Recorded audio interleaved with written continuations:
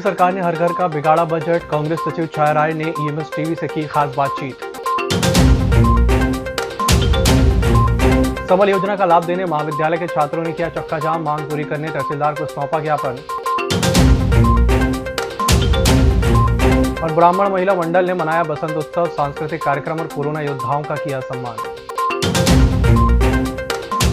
नमस्कार, बालाघाट लाइव के इस बुलेटिन में आपका स्वागत है। मैं हूं आपके साथ आकाश। मोदी सरकार ने हर घर की गृहिणियों का बजट बिगाड़ दिया है। आम महिलाओं ने यह बात कभी नहीं सोची कि जिस भाजपा सरकार को देश बनाने के लिए अपना वोट दिया है, वही सरकार आज उन्हीं के घर का बजट बिगाड़ देगी। यह कहना है प्रदेश कांग्रेस कमेटी की सचिव छाया राय का, जो बालाघाट प्रवास पर ईएमएस टीवी से खास बातचीत कर रही थी। उन्होंने स्थानीय चुनाव में महिलाओं को पर्याप्त संख्या में टिकट मिलने की संभावना जताई। बालाघाट में कांग्रेस ने छाया राय को भी पार्टी प्रत्याशी चुनने के लिए जवाबदारी दी है। इसी सिलसिले में वे यहाँ पहुंची हैं। इस दौरान पार्टी जनों से मुलाकात की और जरूरी मुद्दों पर चर्चा की। नमस्कार, ईएमएस टीवी में आपका खास स्वागत है। आज हमारे साथ बालाघाट के लिए बनाए गए पर्यवेक्षक आशा राय जी हैं। उनसे बात करेंगे पार्टी ने फिलहाल क्या दिशा निर्देश दिए हैं और आने वाले चुनाव में किस प्रकार की वितरण करना है और क्या रणनीति है, उस पर बात करते हैं। ये बात आशा जी, आपका स्वागत है ईएमएस टीवी में। फिलहाल बताएं आप जो क्या तैयारी है, कैसे आप लोग करेंगे, क्या अभी जैसा कि लोगों की जो नीति निर्देश चल रहे हैं, हमारा तो यही कहना है कि हम कांग्रेस के लिए बेहतर से बेहतर प्रयास करें, क्योंकि हमारे जो कार्यकर्ता हैं कांग्रेस की तो मेहनत करते हैं। हम चाहते हैं जिनका चेहरा सभी जानते हो, ऐसे लोगों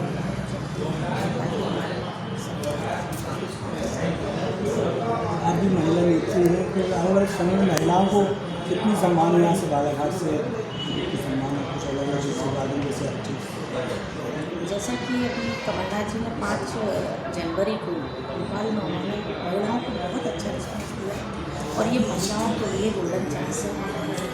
और मैं चाहती हूँ कि सबसे ज़्यादा मैंने देखा है कि महिलाएं किसी भी चीज़ में, या मोर्चा हो या कोई भी मतलब अनशन हो, या उसमें महिलाएं सबसे ज़्यादा भाग लेती हैं। और मैं चाहती हूँ कि हमारी बहनों को इस बार चांस मिले और वो अपनी बात कर सकें। इस विषय से एक सवाल है कि मौजूदा समय पेट्रोलियम पदार्थों काफ़ी बढ़ती हो रही है, खासतौर पर गृहिणियों का बजट बढ़ रहा है कि गैस के ऊपर बहुत तेज हो रहा है। इस बारे में आप क्या कहना है, कांग्रेस क्या आपने बहुत ही अच्छा सवाल पूछा।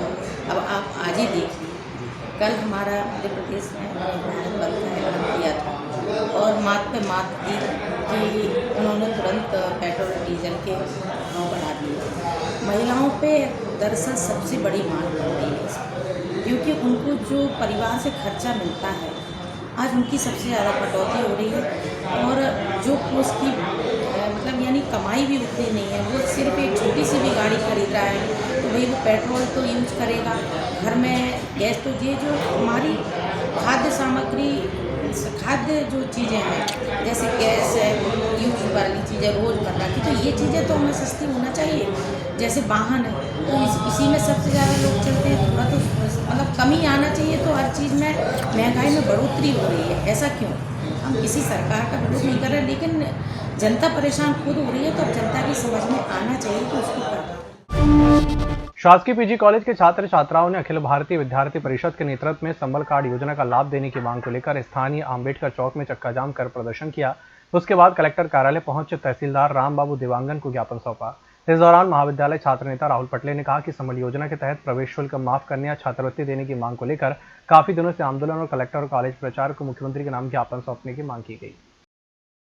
सर, बात ये थी कि हमने विगत कुछ दिनों से, मतलब कुछ 1 महीना हो गया, हमने 1 महीने के अंतर्गत 3 कलेक्टर महोदय के पास ज्ञापन, 2 आंदोलन किए गए थे। एक कलेक्टर ऑफिस में किया गया था, एक महाविद्यालय में किया गया था, संबल कार्ड योजना को लेकर। सर, संबल कार्ड योजना यह योजना थी जिसके तहत बच्चों को कॉलेज प्रशासन में जो कॉलेज की फीस होती है वो माफ़ कर दी जाती थी और उन्हें स्कॉलरशिप नहीं दी जाती थी। परंतु इस बार जो आदेश आया है राज्य सरकार से, उसके तहत जो संबल कार्ड धारक बच्चे हैं उन्हें फीस जमा करने के लिए कहा गया था कॉलेज प्रशासन की तरफ से, जिसमें फर्स्ट ईयर के बच्चों की जो अभी के जो बच्चा है उनकी फ़ीस तो माफ़ हुई है, कुछ ऐसे बच्चे जिनकी फीस माफ़ ही नहीं हुई है, तो उन्हें तो एडमिशन करवा दी, क्योंकि फर्स्ट वाले बच्चे तो उन्हें फीस भी दिए और उन्हें स्कॉलरशिप भी दी जा रही थी। उसी के साथ साथ क्या हुआ कि सेकंड ईयर फाइनल ईयर के जो बच्चे, उन्हें कहा गया है कि उन्हें फर्स्ट ईयर की भी फीस देनी है, सेकंड ईयर की भी फीस देनी है और फाइनल ईयर की भी फीस देनी है, और उन्हें स्कॉलरशिप देने मिलेंगी या नहीं मिलेंगी, इस बात का किसी भी प्रकार का आश्वासन नहीं दिया गया था, जिसके चलते विद्यार्थियों ने अखिल भारतीय विद्यार्थी परिषद से संपर्क किया था। तो अखिल भारतीय विद्यार्थी परिषद के तत्वाधान पर कलेक्टर महोदय को 3 बार ज्ञापन दिया गया था कि इस विषय पर ऊपर बात की जाए और जो अपनी संबल कार्ड योजना है उसे सुचारू रूप से फिर से लागू किया जाए।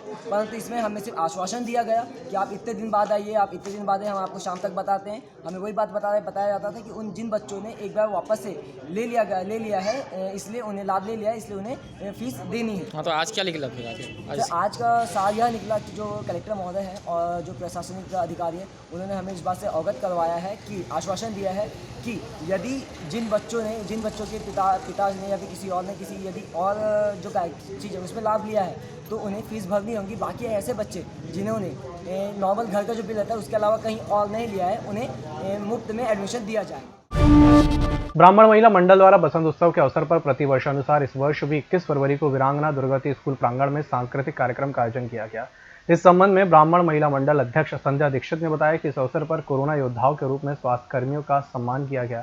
सांस्कृतिक कार्यक्रमों में महिलाओं के लिए नृत्य, गायन, फैंसी ड्रेस प्रतियोगिता आयोजित की गई, जिस महिलाओं ने अपनी प्रतिभा दिखाई।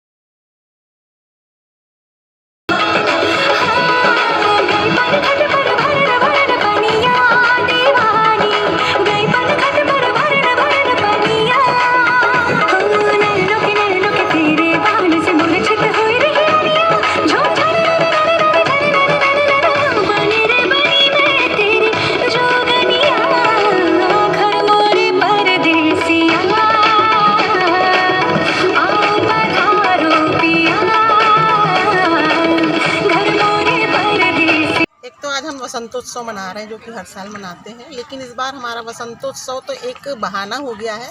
लेकिन हम कोरोना योद्धा हैं, जो स्वास्थ्य कर्मी जिनने बड़े अपने जीवन जान को जोखिम में डाल के काम किए हैं, हम उनका आज सम्मान करने जा रहे हैं। तो हमको 57 लोगों की लिस्ट मिली हॉस्पिटल से। हम उन्हीं लोगों का तहे दिल से सम्मान करके उनकी हौसला अफजाई करने जा रहे हैं। और मुझे लगता है कि ईश्वर ना करे ये काल कभी भी आए, तो मुझे लगता है इसके बाद तो होना भी नहीं है, क्योंकि कोई नहीं चाहता कि ये मौका फिर से आए। तो आज ये कार्यक्रम हमारा उन्हीं के नाम समर्पित है। इसके अलावा क्या कार्यक्रम है? इसके अलावा हम सांस्कृतिक कार्यक्रम जो हर साल करते हैं, तो इस साल भी हमारा सांस्कृतिक कार्यक्रम है, पर इसको हमने 2 चरण में किया है। पहले चरण में हमने सांस्कृतिक कार्यक्रम किए हैं 11 से 2 तक। उसमें हमारे सारे सांस्कृतिक कार्यक्रम हैं महिलाओं के, जैसे डांस है, फैंसी ड्रेस है, नाटक है, जो भी है। 2 के बाद हमारा कोरोना योद्धाओं का सम्मान है, और इसके बाद ये हमारा प्रथम चरण है। लेकिन हम 2य चरण में अपने आप जैसे पत्रकार बंधुओं का, पुलिस कर्मियों का भी सम्मान करना चाहेंगे। ये हमारा 2य चरण होगा। कोई मुख्य अतिथि में? हाँ, मुख्य अतिथि में आज हमारे यहाँ जिला पंचायत श्रीमती रेखा सेन जी हैं, मौसम हरिन खेड़ी जी हैं जी, डीएसपी मोनिका तिवारी जी हैं, स्त्री रोग विशेषज्ञ अर्चना शुक्ला जी हैं, और बाल विकास परियोजना अधिकारी रचना चौधरी जी। बालाघाट जिले के लालबर्रा तहसील में गार्डन निर्माण को लेकर प्रतिस्पर्धा जारी है, जिसमें पांडरवानी लालबर्रा गार्डन के बाद लालबर्रा की राजधानी ग्राम पंचायत जाम में लगभग 14 लाख रुपए की लागत से ग्राम के बस स्टैंड के पास स्थित तालाब में स्वच्छ और सुसज्जित गार्डन का निर्माण किया गया है, जहां प्रतिदिन नन्हे मुन्ने बच्चों के साथ ही ग्रामीणों के द्वारा व्याप्त सुंदरता का लुत्फ उठाते हुए सेल्फी लेकर फोटो को फेसबुक, व्हाट्सएप के माध्यम से साझा कर रहे हैं।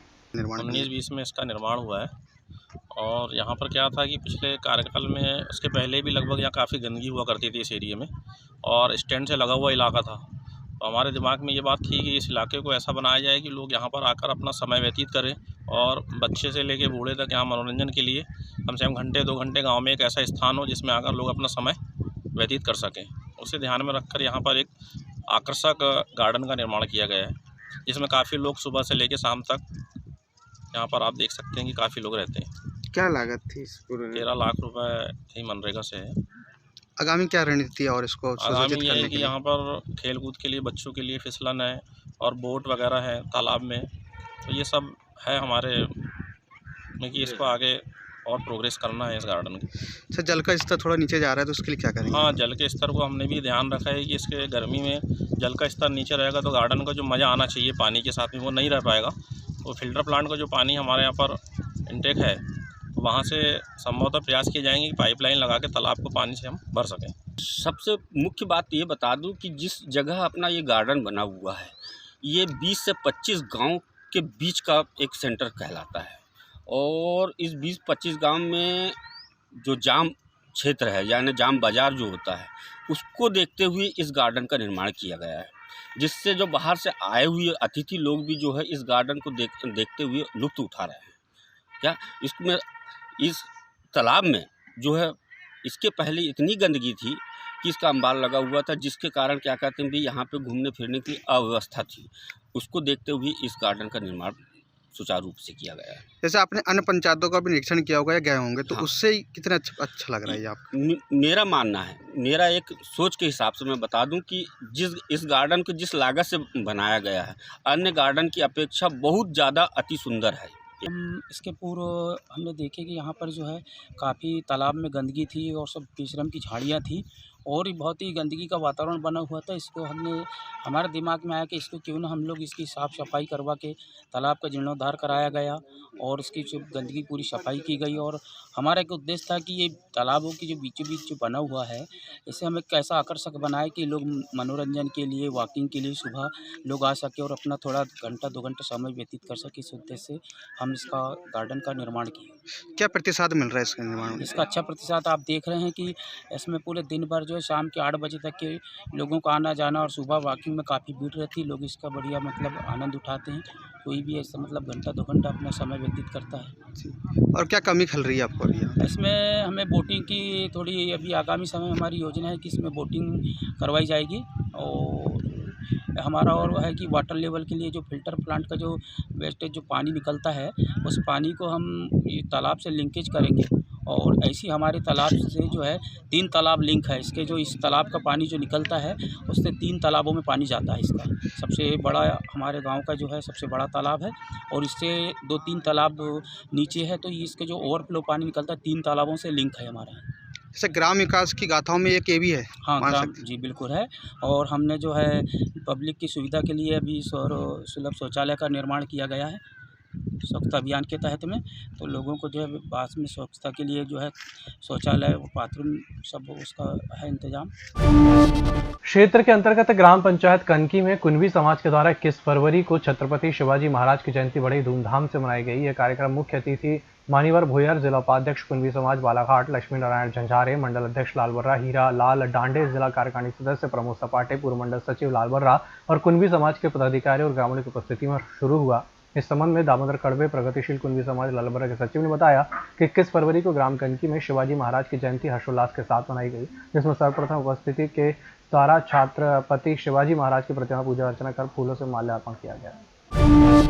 बुलेटिन वक्त चला, छोटे से ब्रेक का, जल्द हाजिर होंगे। हर घूंट सेहत से भरपूर, without sugar, without caffeine and with natural tea colour. Ayur Amrit herbal tea अपनाइए, जो हृदय के लिए रामबाण औषधि है। अब टी नहीं, सिर्फ आयुर अमृत हर्बल टी। ब्रेक के बाद एक बार फिर से आपका स्वागत है। लालबर्रा मुख्यालय से 10 किलोमीटर दूर स्थित ग्राम पंचायत लवादा में मुख्य चिकित्सा एवं स्वास्थ्य अधिकारी जिला बालाघाट के निर्देश पर लिंक वर्कर स्कीम के तहत 22 फरवरी दिन सोमवार को स्वास्थ्य शिविर का आयोजन किया गया। शिविर में कुल 155 लाभार्थियों की जांच और उपचार किया गया। शिविर में 139 सामान्य महिला और पुरुषों की HIV और HP की जांच और 8 गर्भवती महिलाओं की जांच कर परामर्श प्रदान किया गया। बालाघाट नगर पालिका द्वारा स्वच्छता सर्वेक्षण 2021 के अंतर्गत 23 फरवरी को प्रेरक स्वच्छता दौड़ का आयोजन किया गया, जिसमें स्कूली बच्चे अपने स्तर पर भागीदारी कर दौड़ लगाकर नगरवासियों को शहर और स्वच्छ और सुंदर बनाने का संदेश देंगे। दौड़ स्थानीय कालीपुतली चौक से चौपाटी समीप से प्रारंभ होकर जयस्तंभ चौक से अम्बेडकर चौक होते हुए वापस कालीपुतली चौक आकर संपन्न होगा। जैसे आप सभी को जानकारी कि नगर पालिका परिषद बालाघाट स्वच्छ सर्वेक्षण 2021 में पार्टिसिपेट कर रहा है। इसी स्वच्छता सर्वेक्षण के अंतर्गत एक प्रेरक स्वच्छता दौड़ का आयोजन किया जा रहा है। इसमें स्कूली बच्चे अपने स्तर पर वह इसमें भागीदारी बनके इसमें दौड़ लगा रहे हैं और इसमें ये उनके द्वारा संदेश दिया जाएगा आम लोगों को कि अपने शहर को स्वच्छ सुंदर बना के रखें और अपनी नगर पालिका बालाघाट को अच्छे से अच्छे स्थान मिल सके।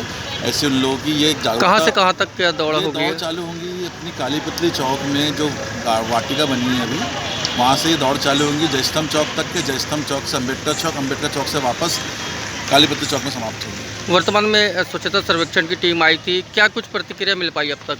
अभी तो स्वच्छता सर्वेक्षण की टीम मार्च में लगभग आना जैसे चल रहा है। अभी ODF की टीम आई थी जिसमें नगरपालिका बालाघाट ने ODF++ के लिए अप्लाई किया था और उनने जो असेसमेंट शासन द्वारा सर्वेयर को भेजे थे उन्हें सर्वे करके चले गए हैं, जिसमें उन्हें पॉजिटिव हमें रिस्पांस मिला। संयम जीवन का सार है, बाकी सब बेकार है। एक धक्का और दो संसार को छोड़ दो, इन नारों के साथ आज मुमुक्षु कंचन देवी धर्मपत्नी सुरेश जी कोचर और कुसुमा सुपुत्री भारती निर्मल जी पोथरा की दीक्षा के पूर्व वरगुड़ा बालाघाट नगर में संपन्न हुआ। नितवारी बाजार स्थित जैन दादाबाड़ी से वरगुड़ा प्रारंभ हुआ। आचार्य भगवान पप्पू पीयूष सागर जी मसा आदि ठाणा पप्पू प्रियंका जिमसा आदि ठाणा पप्पू प्रज्ञा जिमसा आदि ठाणा के साथ सकल जन समाज वरगुड़ा में सम्मिलित हुआ। बालाघाट कराटे स्पोर्ट्स प्रशिक्षण और एजुकेशन संघ के तत्वाधान में कराटे प्रशिक्षक संतोष पारधी द्वारा सतोरियो कराटे स्कूल ऑफ इंडिया और national karate federation of India के डायरेक्टर सिहान लाल हरदा के मार्गदर्शन में जूम ऐप के माध्यम से 21 फरवरी को कराटे ब्लैक बेल्ट और कलर बेल्ट में Asian referee all India chief instructor sensei Ashok Darda SKSI द्वारा एक दिवसीय ब्लैक बेल्ट और कलर बेल्ट टेस्ट कार्यक्रम आयोजित किया गया, जिसमें जिला बालाघाट और कटंगी के 5 खिलाड़ी ब्लैक बेल्ट टेस्ट और 20 खिलाड़ी कलर बेल्ट टेस्ट में प्रतिभागी होकर अपनी सहभागिता की, जिसमें खिलाड़ियों ने कराटे प्रशिक्षक कमाए ठाकरे द्वारा कराटे प्रशिक्षण का पूर्व कोर्स कर अपने रैंक अनुसार विभिन्न बेल्ट में सम्मिलित होकर सेंसाई अशोक दर्दा द्वारा आयोजित प्रतियोगिता में ब्लॉक पंच किक का कॉम्बिनेशन और कराटे बेसिक में सफलता प्राप्त कर उक्त रैंक प्राप्त की।